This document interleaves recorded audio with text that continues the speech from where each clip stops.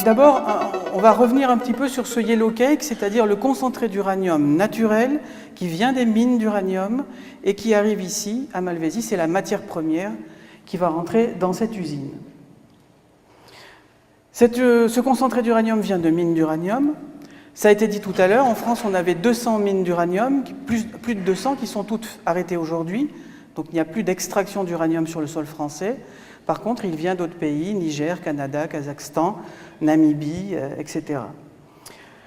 Je ne reviendrai pas sur la façon dont il arrive ici, puisque Laura en a parlé tout à l'heure.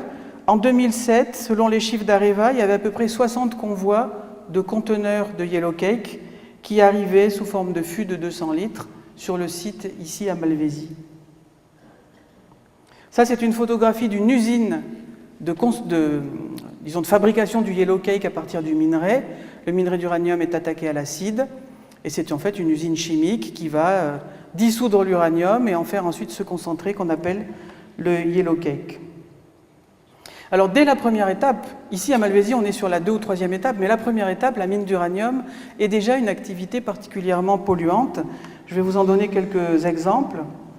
Elle est polluante d'abord parce que lorsque le minerai d'uranium, qui est sous forme rocheuse, est sorti des carrières d'uranium ou des mines d'uranium, si c'est vraiment du minerai, il y a beaucoup d'uranium dedans et il est relativement radioactif, il est très radioactif.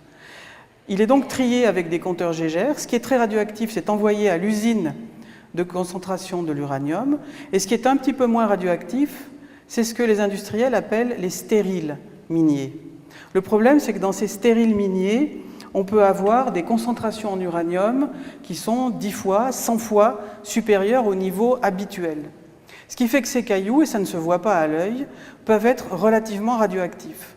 Le problème, c'est qu'en France, à ces époques, il n'y avait pas de réglementation sur ces types de matériaux radioactifs qui n'étaient pas considérés comme radioactifs.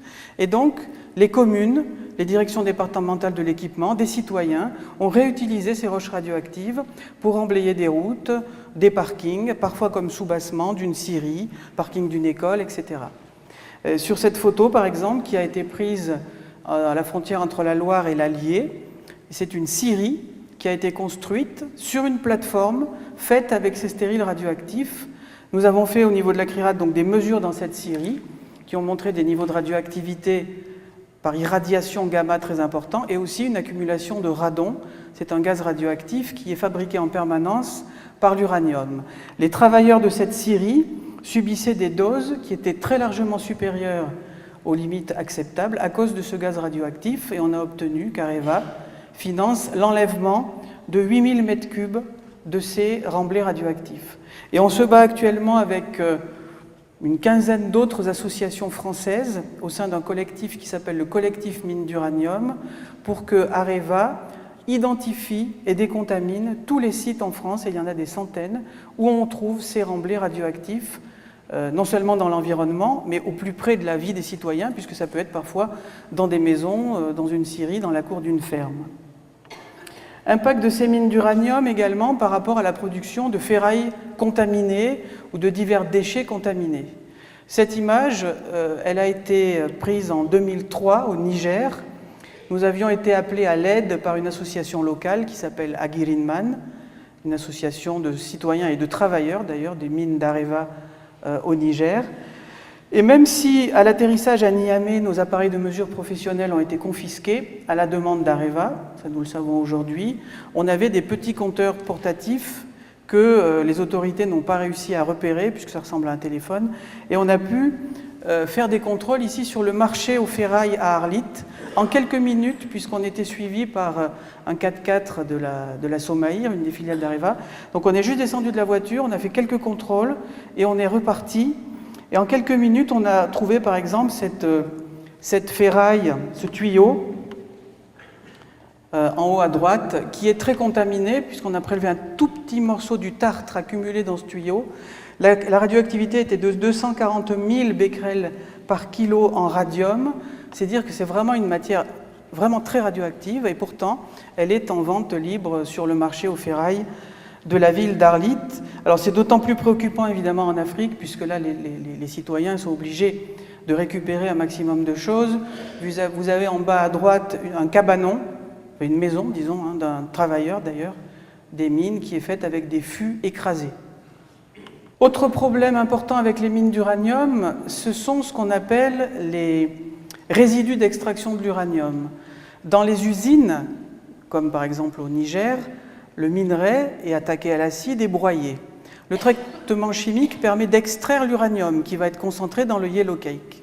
Mais ce qui va rester, c'est une boue qui est très radioactive, puisque si elle ne contient presque plus d'uranium, elle garde tous les descendants de l'uranium, le radium-226, le thorium-230, le radon-222, le plomb-210, le polonium-210. Le polonium-210, si vous vous souvenez, c'est la substance qui avait été utilisée pour empoisonner l'espion russe Litvinenko en Angleterre il y a quelques années. Donc tous ces éléments radioactifs sont certes d'origine naturelle, mais c'est toujours pareil, c'est une question de dose, une question de quantité. Ils sont à des concentrations dans ces matériaux et dans ces boues qui sont vraiment très importantes. L'activité totale des boues de résidus d'uranium, c'est 100 000, voire 500 000 becquerels par kilo. Alors cette image vient de France, de mémoire ça doit être 93 pour cette image. Ce sont des camions qui déversaient les boues de l'usine d'Areva, à l'époque Cogema, à Bessines-sur-Gartempe en Haute-Vienne, dans une ancienne carrière d'uranium. Ces boues étaient transportées par camions non bâchés, donc elles tombaient sur la route. Et la CRIRAD a commencé à s'intéresser à ça parce qu'une petite grand-mère qui vivait au bord de la route constatait que ces boues, qui sont en plus chimiques, hein, puisqu'il y a des résidus d'acide, attaquaient sa tapisserie, puisque ça s'infiltrait avec la pluie et ça lui bouffait la tapisserie dans sa maison. Donc elle a prélevé un échantillon qu'elle nous a envoyé, on l'a analysé. À l'époque, on n'y connaissait rien dans ces histoires de boues radioactives, et quand on a vu les niveaux de radioactivité, on a pu lancer des études avec l'aide du Conseil régional et du Conseil général.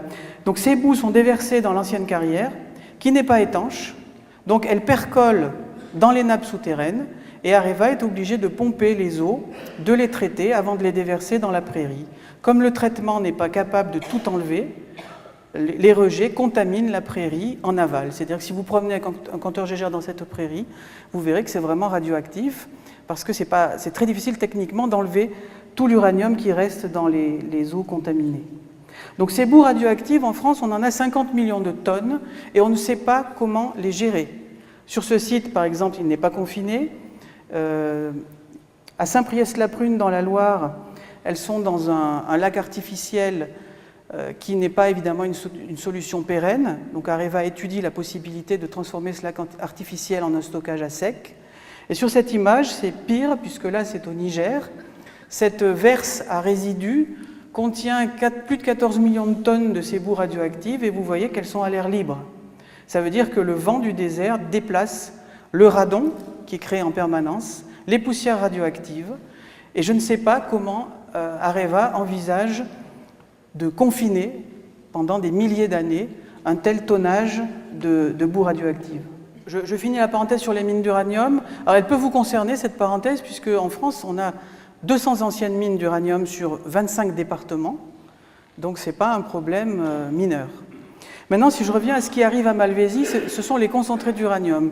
Ils contiennent 70 à 75% d'uranium, ce qui fait que ça représente en termes de radioactivité plusieurs dizaines de millions de becquerels par kilo.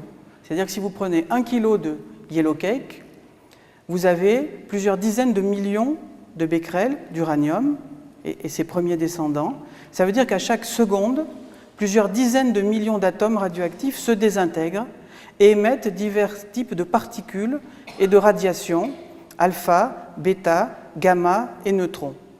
Alors les plus puissantes de ces radiations, ce sont les radiations gamma, qui sont capables de traverser les fûts métalliques et de parcourir plusieurs dizaines et centaines de mètres dans l'air. Et d'autres particules, les alpha, sont beaucoup moins, sont pas capables de se déplacer très loin. Une feuille de papier à cigarette les arrête. Donc elles ne s'échappent pas du fût tant qu'il est fermé. Par contre, dès que vous ouvrez le couvercle du fût, là, il faut être extrêmement prudent parce qu'il y a un risque d'inhalation de ces poussières qui émettent des particules alpha qui sont parmi les plus dangereuses lorsqu'on les ingère ou qu'on les inhale. Un petit mot sur la désinformation que pratique couramment Areva. Pour nous, à la CRIRAD, ce qui est le plus important dans ces dossiers, c'est vraiment de rétablir une information fiable pour les citoyens. Et c'est très important parce que Areva est vraiment très habile pour désinformer les gens. Alors je vous donne un exemple. Ça concerne la question de savoir si de la radioactivité s'échappe ou pas des fûts métalliques qui contiennent les concentrés d'uranium. Sur un film qui a été tourné en 2009 par Dominique Hennequin, cet ingénieur d'Areva dit à la caméra, au contact des fûts, vous voyez les fûts de concentrés de Yellow Cake, au contact il n'y a pas de radioactivité puisqu'il y a une feuille de métal qui garantit l'innocuité. Cette phrase est juste par rapport au rayonnement alpha. Les rayonnements alpha ne traversent pas le fût, c'est vrai. Par contre, c'est complètement faux par rapport au rayonnement gamma. Alors, ce qui serait intéressant de savoir, c'est est-ce que cet homme est incompétent, c'est-à-dire qu'il ne sait pas qu'il y a émission de rayonnement gamma, c'est possible, ou est-ce qu'il ment? Mais dans les deux cas, c'est grave, parce que si lui qui est ingénieur ne sait pas ça ou fait passer un discours comme ça aux gens qui sont sous sa responsabilité, ça veut dire que ces gens ne vont pas être correctement protégés. Alors, c'est faux, évidemment, qu'il n'y a pas de radioactivité à proximité de ces fûts. Areva le sait très bien. Les chiffres que vous avez ici sont les propres chiffres d'Areva, mais qu'on a eu beaucoup de mal à obtenir. Et je vous donne les taux de radiation émis à proximité de ces fûts de Yellow Cake. Donc je les ai exprimés en relatif par rapport au niveau de radioactivité naturelle. Au contact des fûts de Yellow Cake, niveau de radiation 50 à 120 fois plus fort que le niveau naturel qu'on aurait par exemple dans cette pièce. Au contact des camions, comme dans un camion il y a plus de fûts, c'est évidemment un peu plus radioactif, 120 à 190 fois plus de radioactivité que le niveau naturel. À 2 mètres du camion, ça va baisser un petit peu avec la distance, puisque les rayonnements gamma vont petit à petit quand même être légèrement atténués en traversant les couches d'air. Donc 12 à 47 fois plus que le niveau naturel. Et par exemple, des mesures qu'a fait l'autorité de sûreté nucléaire à Fos-sur-Mer en 2010, lors de l'arrivée d'un navire chargé de Yellow Cake, 100 à 150 fois plus en taux de radiation que le niveau naturel. Et en plus, l'ASN avait découvert une contamination du bâtiment, c'est-à-dire que même après avoir déchargé les containers, il y avait une radioactivité résiduelle, donc de la poussière d'uranium à l'intérieur du navire.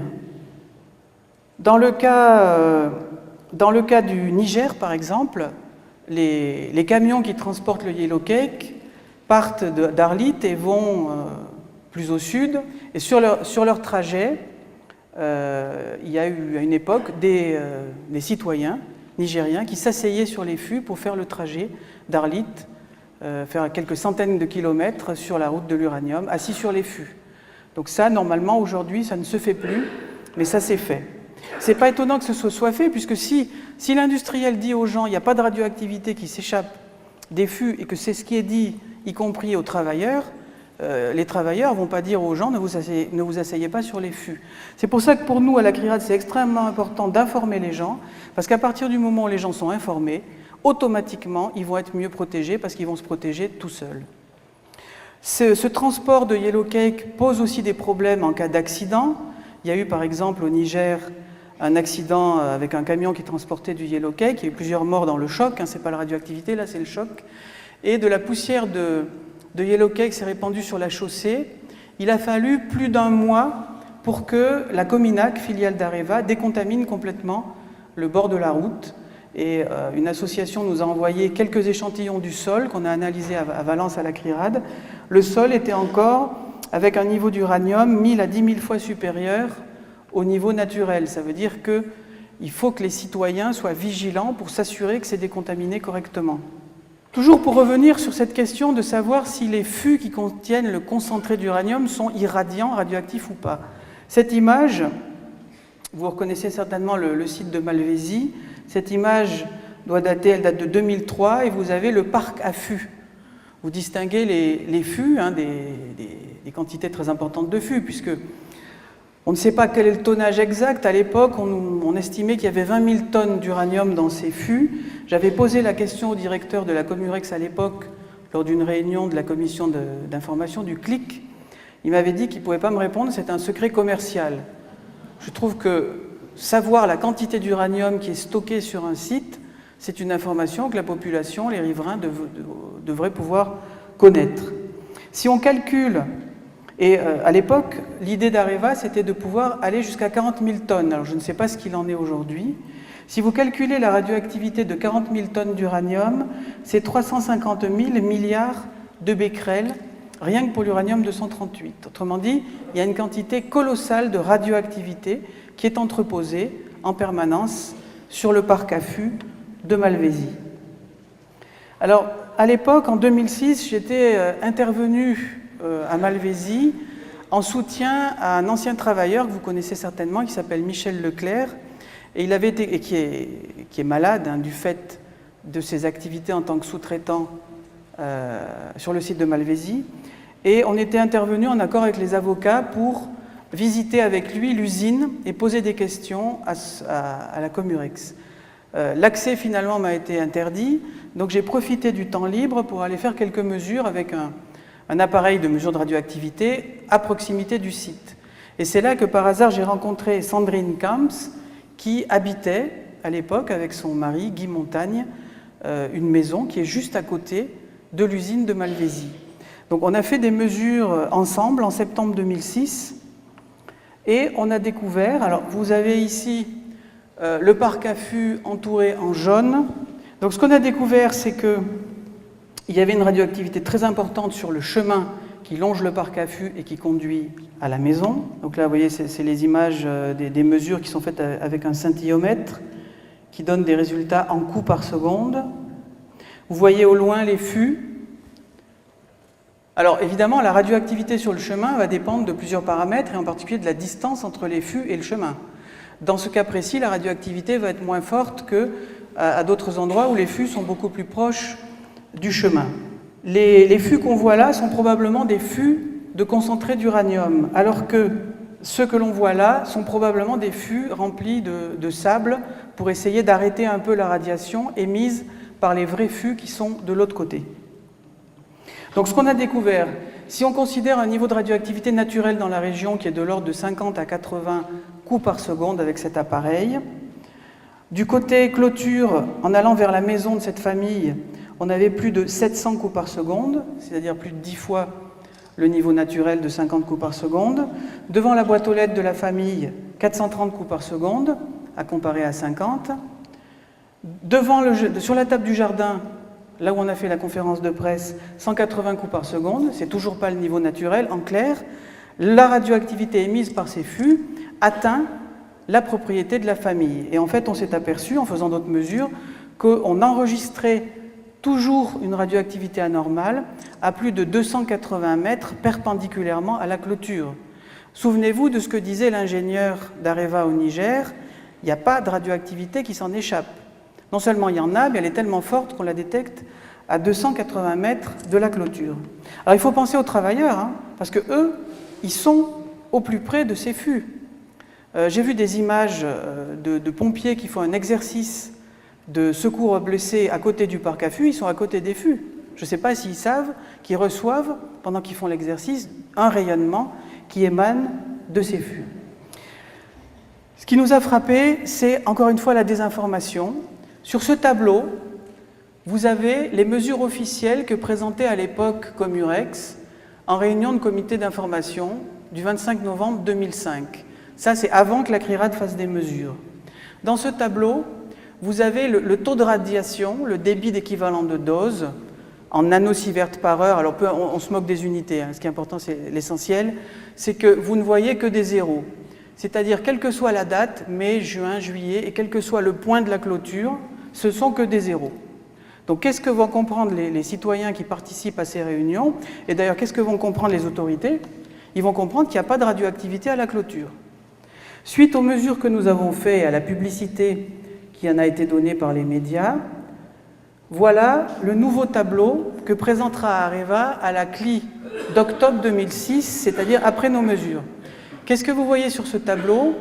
Vous avez le taux de radiation en nanosieverts par heure, la limite, c'est le trait rouge, et vous voyez que pour certains capteurs, près du lampadaire 22, près du lampadaire 31, il y a effectivement un niveau de radioactivité qui est bien supérieur à la normale et qui pourrait conduire, si quelqu'un y passait toute l'année, à dépasser la barre rouge, c'est-à-dire à dépasser la dose maximale annuelle admissible. Et pour quelqu'un qui y passerait, ce qui est plus raisonnable, 2000 heures par an, on serait quand même, d'après les propres calculs d'Areva, à 0,26 millisieverts par an, c'est-à-dire, disons, un quart de la dose maximale annuelle admissible. En clair, non seulement il y a bien une radioactivité, mais elle est loin d'être négligeable, elle pourrait même être inacceptable si on passait trop de temps à la clôture.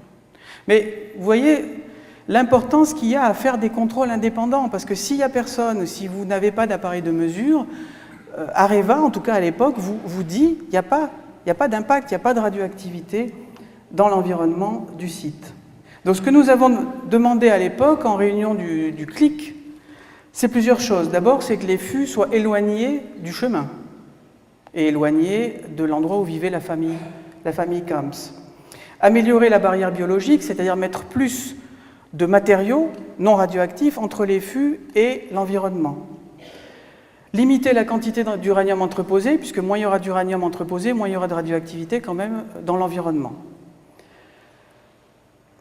Améliorer les contrôles, parce qu'à notre connaissance, à l'époque, il n'y avait pas de mesure du taux d'émission de neutrons.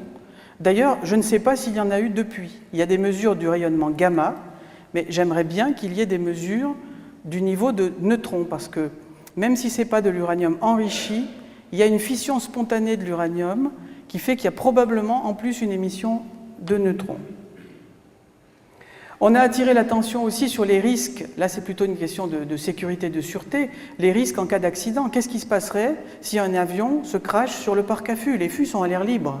Qu'est-ce qui se passe si un terroriste tire avec un bazooka sur le parc à fûts? Qu'est-ce qui se passe si un camion vient percuter à grande vitesse le parc à fûts? C'est pas bétonné, c'est pas dans un hangar bétonné, c'est juste comme ça à l'air libre. Donc vu la quantité de radioactivité qui est entreposée, pour nous là c'est absolument anormal que ces fûts soient simplement des bidons en fer posés comme ça à l'air libre. En effet, cet uranium est radioactif et il est très radiotoxique. Il suffirait d'inhaler quelques milligrammes à quelques dizaines de milligrammes de cette poussière d'uranium pour qu'on dépasse les doses maximales admissibles et qu'on ait un risque de cancer inacceptable.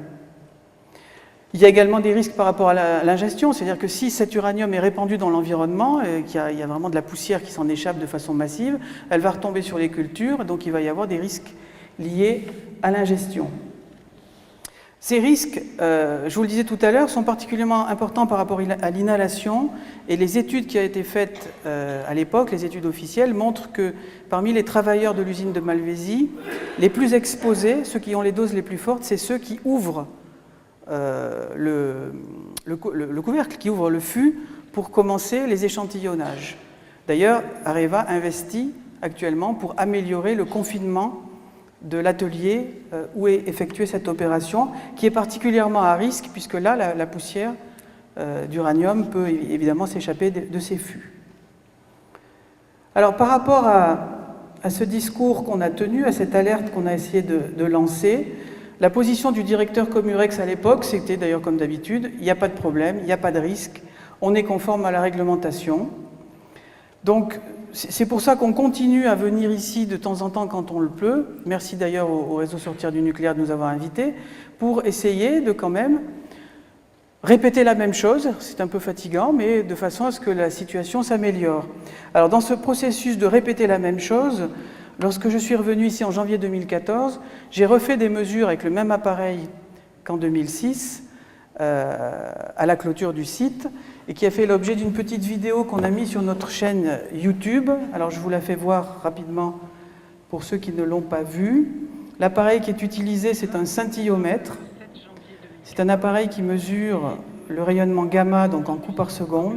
De Malvézy, pour l'instant sur la route goudronnée, la route principale. Le niveau de rayonnement gamma, pour l'instant, est normal, c'est-à-dire entre 50 et 60 coups par seconde, c'est-à-dire la même valeur que ce que nous avions au centre-ville de Narbonne.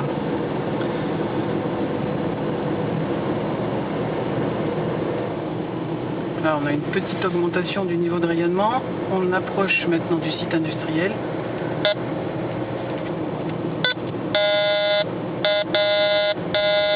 On ressent une légère augmentation puisqu'on a passé les 60 coups par seconde. Pour l'instant, c'est pas forcément très significatif. 75 coups par seconde. 89, 90. Là, nous sommes à l'entrée principale du site. On distingue le portail principal avec une augmentation nette. Donc là, vous voyez bien les fûts. On est à 100, 110, 130, 170, 180.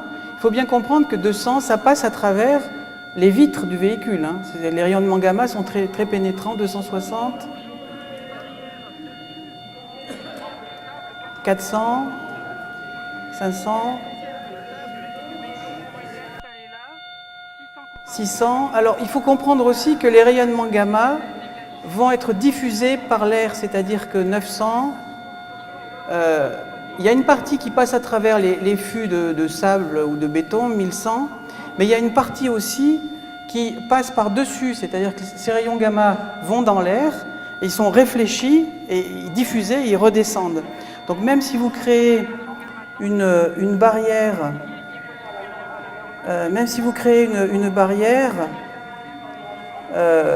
si cette barrière ne va pas jusqu'au ciel, vous ne pouvez pas complètement stopper ce rayonnement gamma qui est vraiment extrêmement puissant.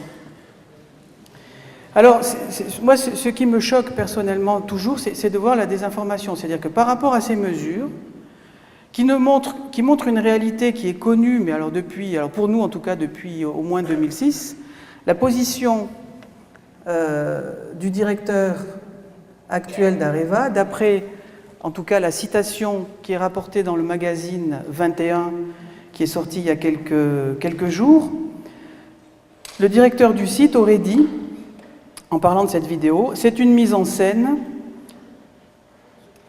Le truc est simple, il suffit d'augmenter la sensibilité de l'instrument de mesure et voilà. Alors, c'est vrai, un compteur Gégère, on peut lui faire bip bip ou pas bip bip selon le réglage, ça c'est tout à fait vrai. Mais par contre, ce qui est tout à fait vrai aussi, c'est que la radioactivité à l'intérieur de la voiture, devant le parc à fûts, vous l'avez vu, elle passe de 50 niveaux naturels à plus de 1000. Et ça, c'est une réalité. Et cette réalité, Areva la connaît, puisque leurs propres mesures montrent, vous l'avez vu tout à l'heure, qu'il y a un taux de radiation, effectivement, qui est très important à la clôture. Alors pourquoi continuer à désinformer les gens? Pourquoi ne pas dire tout simplement, oui, c'est vrai, il y a de la radioactivité dans l'environnement. Alors elle est peut-être dans certaines normes, ça c'est une autre discussion, mais d'abord, il faut reconnaître la réalité. Oui, il y a malheureusement une radioactivité à la clôture.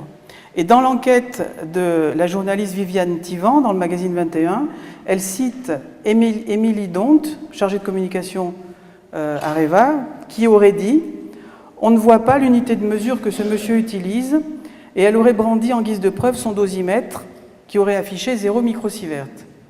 Alors, si vous utilisez un dosimètre et qu'il n'est pas très sensible et que vous ne le laissez pas longtemps, vous pouvez très bien effectivement lire 0 microsievert. Mais ça ne prouve pas qu'il n'y a pas de radioactivité à la clôture. Alors justement, voilà les valeurs en fait officielles de Areva. Elles sont publiées dans leur rapport environnemental annuel.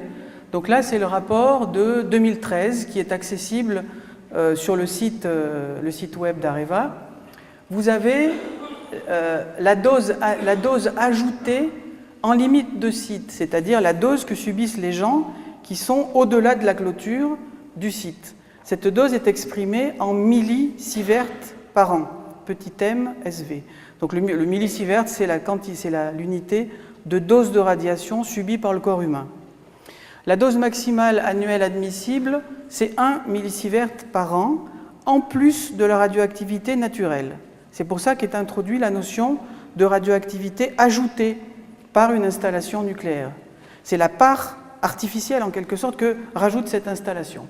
Alors, la dose maximale annuelle admissible, c'est 1 millisievert par an, toutes les doses ayant été calculées, c'est-à-dire l'irradiation externe, celle que vous subissez quand vous vous approchez des fûts, par exemple, mais aussi la dose liée à l'inhalation, mais aussi la dose liée à l'ingestion, et pour toutes les substances radioactives, l'uranium, le radon, le plutonium. Il faut prendre en compte tout, et c'est la somme de toutes ces composantes qui doit être comparé à 1 millisievert par an. Si vous êtes au-dessus d'1 millisievert par an, le risque de cancer est jugé inacceptable par la Commission internationale de protection radiologique. Et si vous êtes en dessous, ça ne veut pas dire qu'il n'y a pas de risque, puisque le risque est proportionnel à la dose. Il n'y a pas de seuil d'innocuité. Même 0,2 millisievert, ça présente un risque. Et ce risque va être d'autant plus important que la dose est importante. Alors, vous voyez bien qu'il y a une radioactivité à la clôture, puisque le calcul que fait Areva pour des personnes qui resteraient 2000 heures par an à la clôture, c'était 0,4 millisievert en 2011, 0,47 en 2012 et 0,72 en 2013. Ça veut dire qu'apparemment, bon, non seulement il y a de la radioactivité, non seulement elle n'est pas négligeable, elle atteint presque le seuil de l'inacceptable, et en plus elle est en train d'augmenter. Donc on ne peut pas dire, le directeur de l'usine ne peut pas dire ce monsieur fait n'importe quoi pour faire le malin avec son petit appareil. C'est pas vrai. Il y a vraiment une radioactivité non négligeable à la clôture. Et retenez le dernier chiffre, 0,7 millisievert par an. Gardez-le en mémoire, ce chiffre. Maintenant, dans le même document, le rapport Areva de 2013, vous avez un chapitre sur l'impact dosimétrique, c'est-à-dire l'impact en termes de dose de radiation subie par les riverains. J'ai recopié exactement les phrases. L'impact dosimétrique sur les groupes de référence du site. Les groupes de référence, c'est les gens qui sont potentiellement les plus exposés parce qu'ils vivent plus près ou parce qu'ils consomment plus de légumes produits localement. L'impact dosimétrique établi pour les groupes de référence à partir des valeurs mesurées des rejets gazeux, des rejets liquides, et de l'exposition en limite de clôture.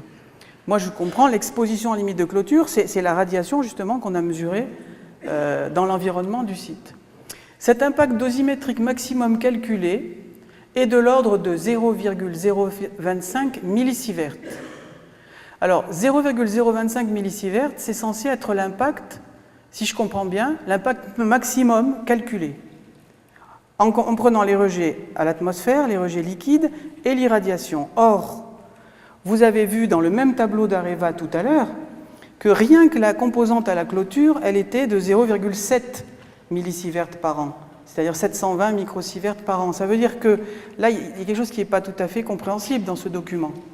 C'est pour ça que, alors d'un côté, Areva vous dit l'impact pour les riverains, il est de 0,025 millisievert, mais de l'autre, dans le même document, rien que la dose par l'irradiation externe est de 0,72 millisievert.